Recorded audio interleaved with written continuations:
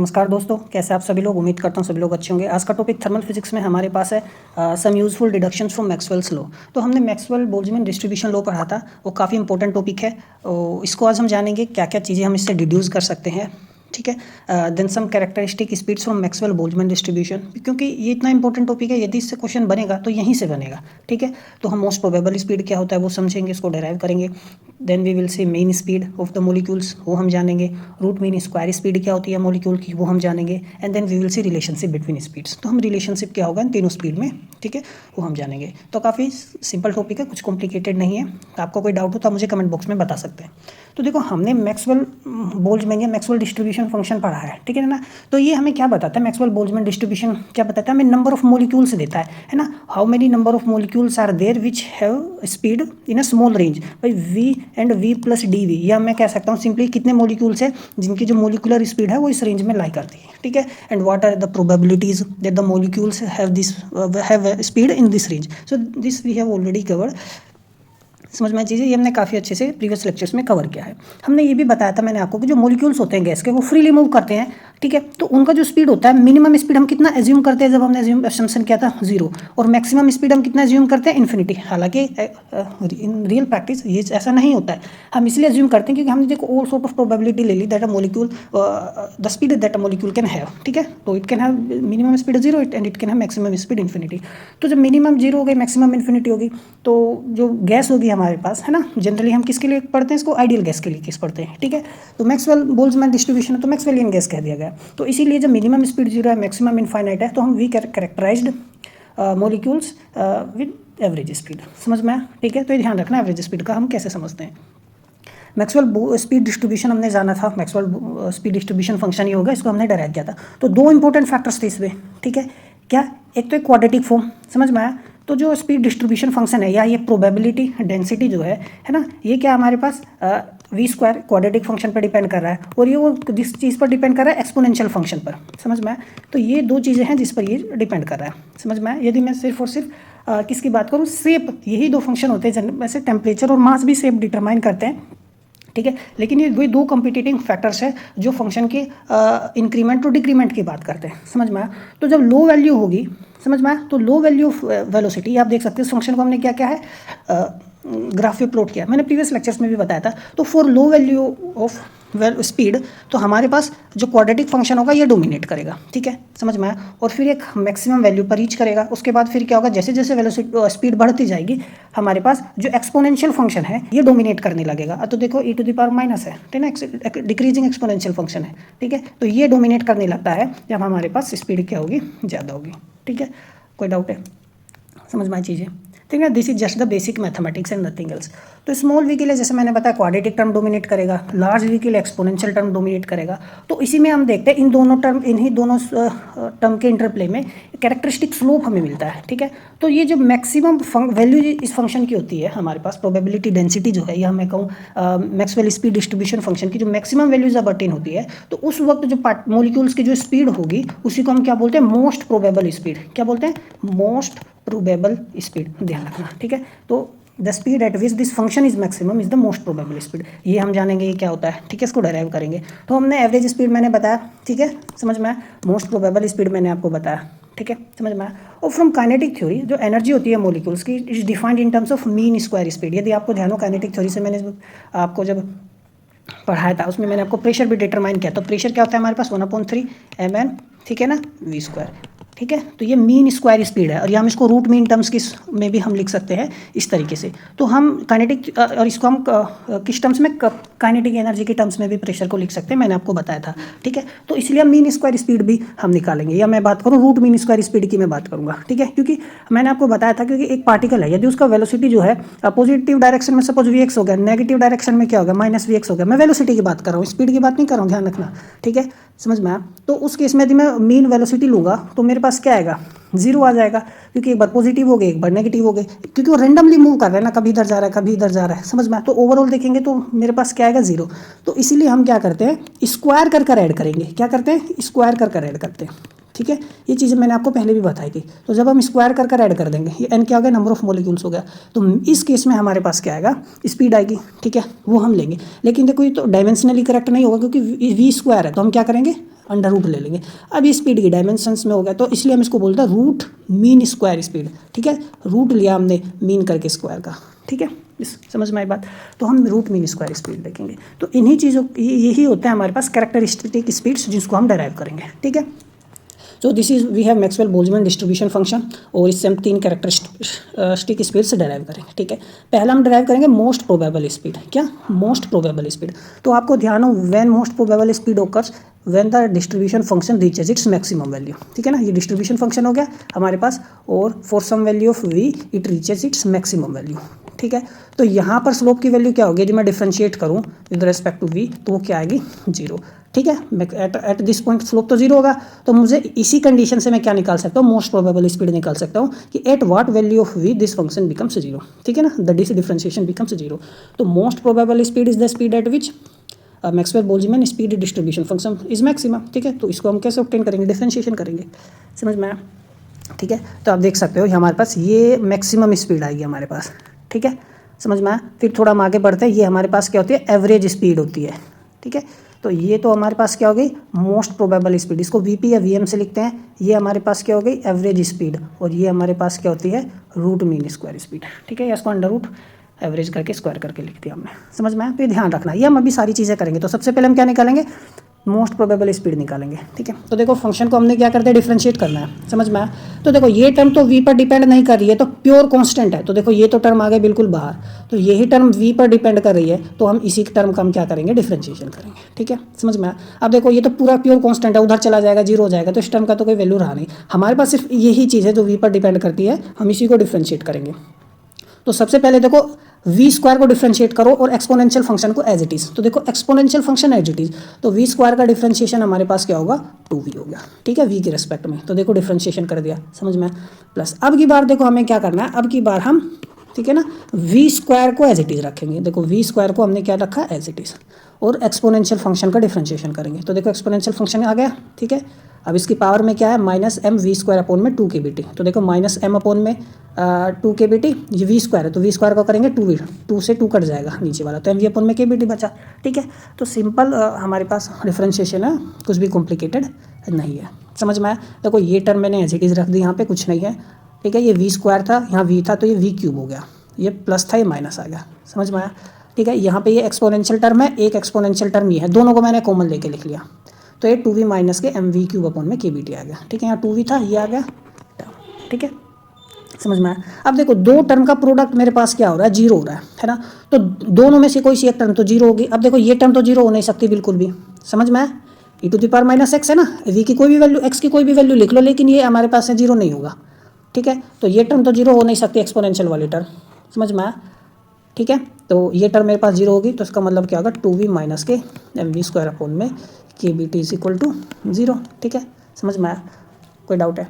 और मैं यहाँ से निकाल सकता हूँ, देखो ये उधर चला जाएगा मेरे पास। ठीक है, 2 is equal to m v upon m kbt। ठीक है, समझ में आया? क्योंकि v से v कट गया, ये इधर चला जाएगा, 2 kbt अपॉन में m आ जाएगा अंडर रूट। ठीक है, इज इक्वल टू वी, देखो 2 kbt अपॉन में m आ गया। तो यही मेरे पास क्या है? मोस्ट प्रोबेबल स्पीड है, ध्यान रखना। तो मोस्ट प्रोबेबल स्पीड को हम वी एम से भी लिख देते हैं, या खाली वी से भी लिख लो, तो क्या है? 2 kbt अपॉन में m, ध्यान रखना। ठीक है, अब हम जानते हैं kb क्या होता है हमारे पास? r अपॉन में na होता है। तो यदि मैं kb की वैल्यू r अपॉन में na लिख लेता हूँ, ठीक है, इनटू में मास, और ये t, और ये मेरे पास क्या आएगा? m सिंगल पार्टिकल का मास है, na क्या है? एवोगैड्रो नंबर है, तो ये क्या होगा? मोलर मास मेरे पास। ठीक है, तो कैपिटल M क्या आ गया? मोलर मास आ गया पूरी गैस का। समझ में आ गई बात? ठीक है, ये चीज़ हमारे पास है। ठीक है, कोई डाउट हो तो आप मुझे कमेंट बॉक्स में बता सकते हैं। तो हो गया। अब बात करते हैं हम, ठीक है, किसके लिए? ये मोलर मास होगा, mass of 1 mole of gas. ठीक है ना, तो अब हम मीन स्पीड की बात करेंगे, ध्यान रखना। मीन स्पीड क्या होगा? Average of all molecular speed, सारी मोलिकुलर स्पीड का हम क्या कर देंगे? एवरेज कर देंगे। ठीक है, तो एवरेज को मैं कैसे लिखूंगा? ऐसे। ठीक है ना, समझ में आया? तो एवरेज मुझे करना है, तो स्पीड देखो 0 थी मिनिमम, मैक्सिमम कितनी थी? इनफाइनाइट। ठीक है, और एवरेज हमें करना है, और ये मेरे पास क्या आ गया? प्रोबेबिलिटी। ठीक है, तो इस तरीके से हम एवरेज लिखते हैं। यदि आपको ध्यान हो, समझ में आए, तो इतना बेसिक नॉलेज आपको होना चाहिए। यदि इतना बेसिक नॉलेज नहीं है तो गड़बड़ है। मैं एक आपको बेसिक सा आइडिया दे देता हूँ। जैसे सपोज मेरे पास कोई पार्टिकल है, ठीक है ना, सपोज मेरे पास यहाँ पे मैंने लिख लिया क्या? मार्क्स लिखे मैंने, ठीक है। तो एक बच्चे के कितने मार्क्स आए, सपोज 30, एक के कितने आए 35, ठीक है, समझ में आया। एक के सपोज 40 और एक के 45, बेसिक सा ले लेते हैं। और मतलब ऐसे कितने बच्चे हैं, 30 मार्क्स जितने आए कितने बच्चों के आए, सपोज 3 बच्चों के। 35 कितने बच्चों के आए, सपोज 2 बच्चों के। 40 मार्क्स कितने बच्चों के आए, मान लो 5 बच्चों के, ठीक है। और 45 मार्क्स जो है मान लो कितने बच्चों का है, वो भी मान लो 5 बच्चे हैं, ठीक है, समझ में आया।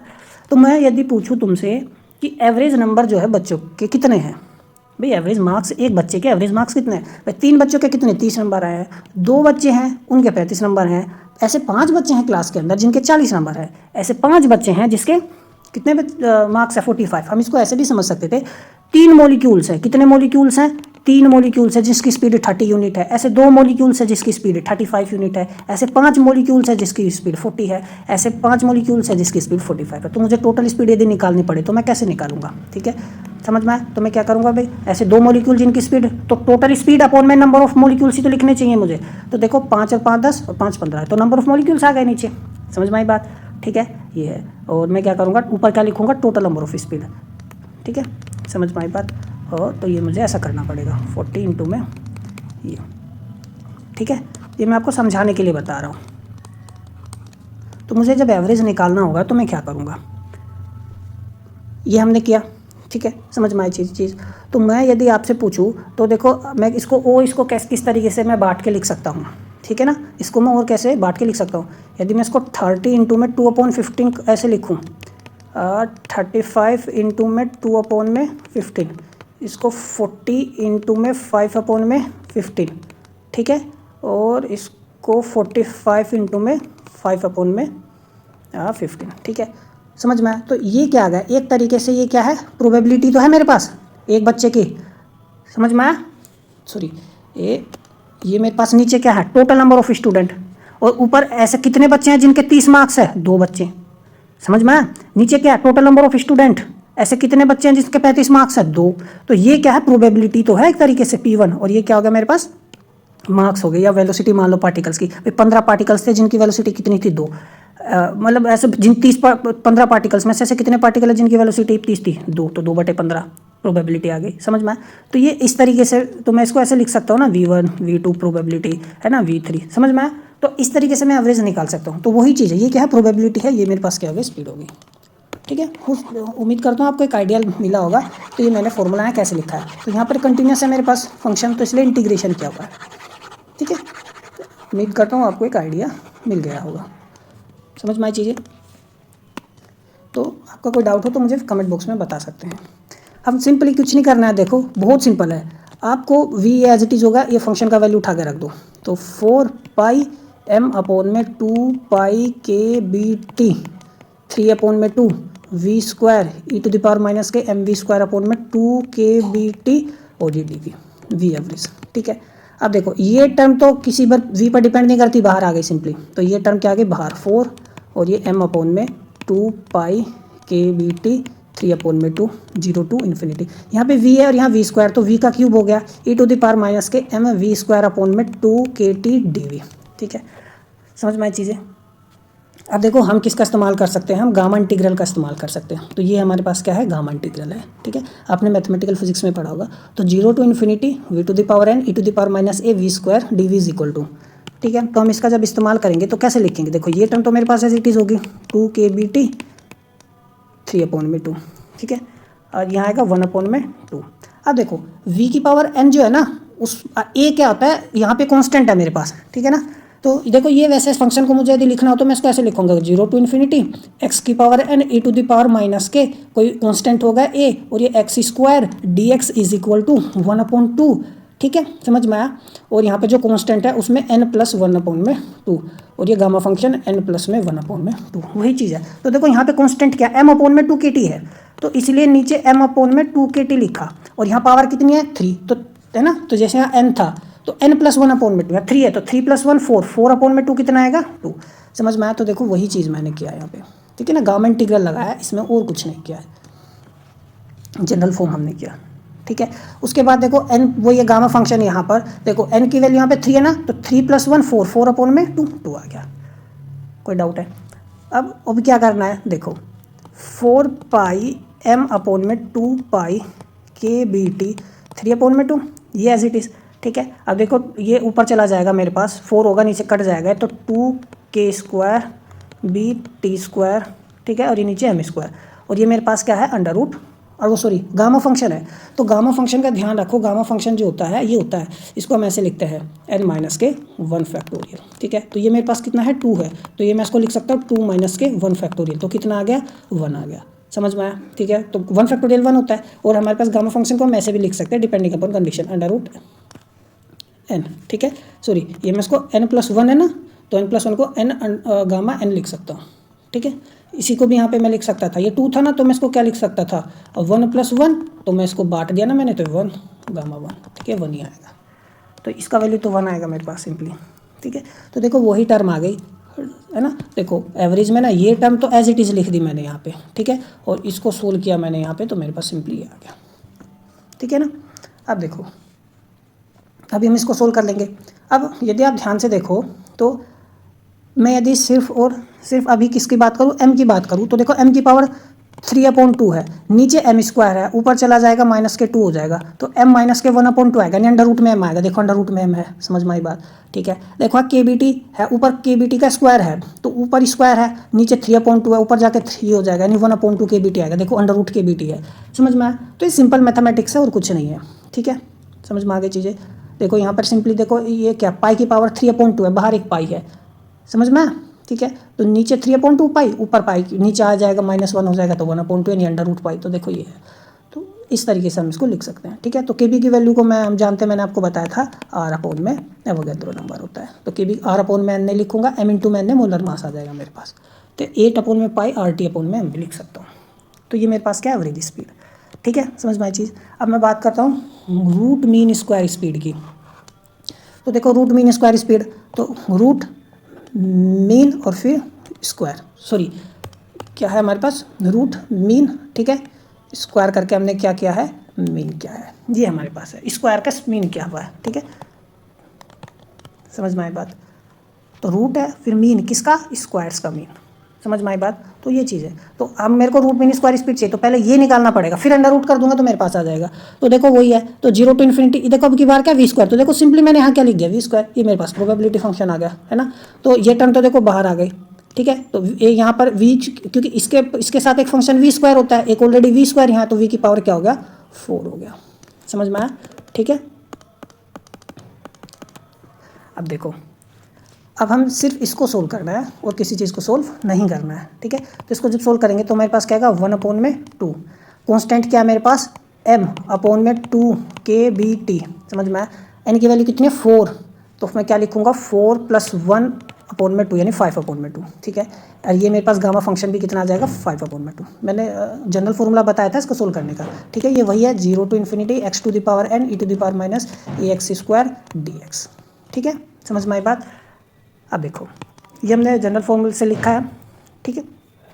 अब क्या करना है, अब देखो सिंपली अब ये 2 kBT तो मैं ऊपर लेके चला जाता हूँ, है ना, नीचे 5 आ गया ये मेरे पास, ये यहाँ पे 1/2 हो गया, ये 5/2।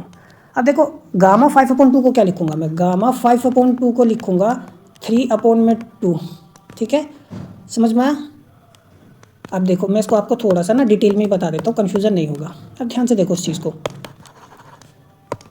हम गामा n को क्या लिख सकते हैं n-1 लिख सकते हैं, या डिपेंड करता है सिचुएशन पर। तो इसको मैं क्या लिख सकता हूँ गामा n को, तो यदि मैं इसको तोड़ लेता हूँ n+1 में, ठीक है, n+1 में इसको तोड़ लेता हूँ मैं, तो मैं इसको ये लिख लूँगा, समझ में आई बात। तो मेरे पास क्या है 5/2 है, तो मैं इसको तोड़ लेता हूँ 3/2 प्लस के 1 में मैंने इसको तोड़ दिया, तो मैं इसको क्या लिख सकता हूँ 3/2 गामा 3/2, ठीक है। इसी तरीके से गामा 3/2 को मैं क्या लिख लेता हूँ 1/2 गामा 1/2, क्योंकि इसको 3/2 को 1/2 + 1/2 में तोड़ लिया मैंने, समझ में आई बात। तो ये ध्यान रखना, तो ये मैं क्या लिख सकता हूँ 3/4, और गामा 1/2 की वैल्यू जानते हैं आप क्या होती है √पाई, ठीक है। तो ये छोटी छोटी चीज़ें ध्यान रखना, ये आपने मैथमेटिकल फिजिक्स में पढ़ा होगा 3/4, और ये क्या हो गया √पाई इसका वैल्यू। तो ये मेरे पास एक्चुअल में कितना आ गया 3/8 2 kBT m, ठीक है, 5/2 और ये √पाई। तो देखो ये इसका वैल्यू आ गया, समझ में आई चीज़ें। हमको अब क्या करना है, कुछ नहीं, सिंपली इस वैल्यू को उठा के यहाँ पे रख दो, ठीक है। तो मेरे पास देखो क्या बनेगा सिंपली, तो मैं आपको करके दिखा देता हूँ, नहीं तो सिंपल बेसिक मैथमेटिक्स है। 4 पाई m अपॉन में 2 पाई k/b/t 3/2 और ये 3 सॉरी ये पाई आएगा तो √3 पाई 8 2 k/b/t m 5/2। ठीक है, समझ में आई चीज़ें। अब देखो यहाँ पे क्या लिखा हुआ है, सिंपली 2 k/b/t है मेरे पास, ठीक है। पावर में कितना है 3/2, ऊपर भी क्या 2 k/b/t है, पावर में कितना है 5/2 है, तो मैं 2 k/b/t, ठीक है, और इसको मैं लिखना चाहूँ तो ऊपर 5/2 है, नीचे 3/2 है, तो ये सिंपली मेरे पास कितना आ जाएगा, ये हो गया 5/2 माइनस 3/2, ये 2/2 यानी 1। ठीक है, समझ में आया। तो ये मेरे पास सिंपली कितना आएगा, 1 आ गया। 2 k/b/t की वैल्यू कितनी आ गई, 1 फॉर द टाइम बिंग। कितनी आई है, 1, ध्यान रखना। अच्छा, पाई है, पाई कितना है यहाँ पे 3/2 और ऊपर कितना है 1/2। तो मैं यदि पाई को मैं क्या करना चाह, अब हाँ देखो एक पाई यहाँ पे है मेरे पास, है ना, समझ में आई बात। एक सेकेंड, ठीक है, ये मेरे पास क्या था 4 पाई, देखो ये पाई और ये पाई 3/2 देगा, और एक नीचे भी 3/2, तो पाई तो कट गया, पाई का खेल खत्म, समझ में आया। 4 से मैं इसको काट लेता हूँ, ये मेरे पास कितना बचा 2। ठीक है, तो अभी मेरे पास कितना आ गया 3/2 बचा है ये। ठीक है, और क्या है m की वैल्यू यदि मैं कैलकुलेट करूँ तो मैं m कैसे कैलकुलेट कर सकता हूँ, और m नीचे कितना है 5/2, ऊपर क्या 3/2, तो नीचे कितना आ जाएगा m आ जाएगा। ठीक है, तो 2 से 2 कट गया सिंपली, तो मेरे पास है 3 k/b/t/m बचेगा। तो रूट मीन स्क्वायर मुझे निकालना है, तो देखो ये तो बचा 3 k/b/t/m, तो रूट मीन अंडर रूट कर देंगे मैं इसका, तो मेरे पास है रूट मीन स्क्वायर आ गया। ठीक है, ये मैंने मोलर मास के टर्म्स में लिख लिया। कोई डाउट है, ठीक है, तो ये ध्यान रखना। तो देखो हमने अभी क्या जाना, हमने ये जाना कि जो मेरे पास मोस्ट प्रोबेबल स्पीड थी वो कितनी आई 2 k/b/t/m। ठीक है, जो मेरे पास एवरेज स्पीड थी वो कितनी आई 8 k/b/t/m पाई m। ठीक है, जो मेरे पास रूट मीन स्क्वायर स्पीड थी वो कितनी आई 3 k/b/t/m। समझ में आया। तो जब हम इसका रेशियो लेंगे तो देखो k/b/t से k/b/t/m तो 2 8/पाई और 3, देखो √2 8/पाई ये बचेगा। ठीक है, तो √2 की वैल्यू 1.414 समथिंग होती है, इसकी करेंगे 1.59 समथिंग, रूट मीन स्क्वायर ही आ गया। तो सबसे ज़्यादा स्पीड किसकी आ रही है, रूट मीन स्क्वायर स्पीड।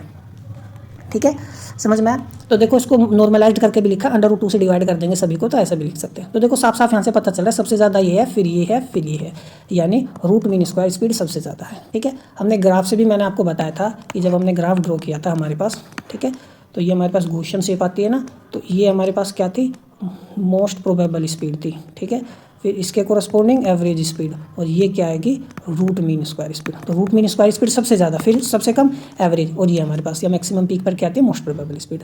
ठीक है, तो ये ध्यान रखना, तो काफ़ी इंपॉर्टेंट है, इस एग्जाम में क्वेश्चन बहुत बनते हैं। ठीक है, तो ये था हमारा आज का टॉपिक, मिलते हैं अगले टॉपिक में, तब तक पढ़ते रहिए, नमस्कार।